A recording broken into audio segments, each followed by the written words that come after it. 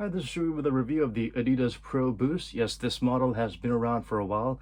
Interestingly, it wasn't a nationwide release. It wasn't released in a lot of stores here in Korea. It became somewhat of a rarity, but no one really cared because they would have rather had like the Hardens or the Lillards. So this was a weird in-betweener. But what this is a predecessor or a precursor of the Harden 5s, where they actually tried to implement Light Strike and Boost together. As you can tell, it's got Boost inside. It is so lame when they actually have these wordings on the shoe itself. I mean, imagine if Nike Air is like Nike with air inside. That would be so lame. But anyway, Light Strike foam carrier with a Boost core, I guess. Clearly you can feel that little puck of a boost in the heel, but it's not tremendously thick. Overall, it feels like a cross between the Harden 3s and the Harden 4s, but Harden 4s is much softer, giving Light Strike. The Light Strike is a lot stiffer. Maybe it's because there's a dividing line between the Light Strike and the Boost foam. And the Boost itself is very minimal and very flat and low to the ground, so it's a little different from Harden 3s. It feels very similar to the Puma All Pro, if you like that kind of a shoe. All in all, for those who like really low to the ground shoe, this would provide a lot more cushioning than you expected. Those who like plenty of cushioning, this might feel a little bit too flat for you, but with the right kind of insole, it might actually feel a lot better, because the insole that's given is very paper thin EVA insole, free to create crappy shoes, I guess. So get some thick ortholite insoles that's available in most other shoes or in most stores these days, and it really does wonders to enhance the step-in comfort and the overall cushioning.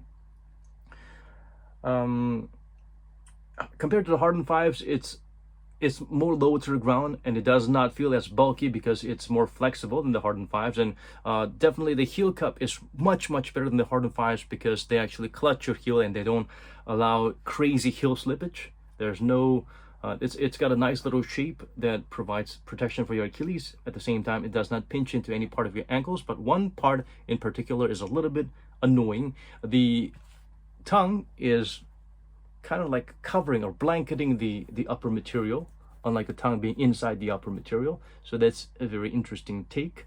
But that's nice, but it's attached to this elastic band that covers the top of your foot. So this, when you really tighten it, the elastic band kind of scrunches a little bit and might really kind of annoy the top of your foot. So I would suggest, if you're gonna lace this up and play basketball in it, just cut off the elastic part, at least, especially this part where it's attached. It might be a little annoying, so there's an option you might want to consider. The fit, it's pretty roomy around the toe box area, like most Adidas shoes, but it's not crazy bad. Like, better than Dame 6, I think. A little bit less space there. But overall, I would say go true to size if you're a wide footer. For those who have narrow foot, you might want to go down half a size. For the average Joes, going down half a size might provide that tighter fit, but at the same time, it might pinch your pinky a little bit, or it might feel a little bit short. So that's something you might want to consider.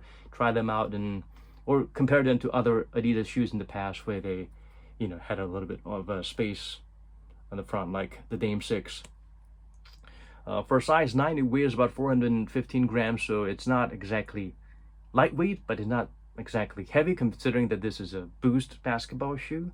The outsole is pretty standard, lazy copy and paste herringbone, but interestingly, the herringbone pattern is the groove is a little bit deeper, the blades are a little bit wider and longer, so it's definitely comparatively better than the traction you get from the Harden 3s or the Dame 6. But of course, when you're comparing them to some of the worst traction shoes, this is not exactly the best traction out there. Just better than the Harden 3s and the Dame 6. Definitely better than Dame 7, which is crazy slippery. It's got a wide base, and this whole midsole acts like an outrigger, so it feels very stable. It's very low to the ground, as I mentioned earlier. And at least in Korea, it's going on a crazy discount sale for like 1/3 of the retail price. So it's like $50, less than that. So definitely something you might want to consider. The upper material, it's a strange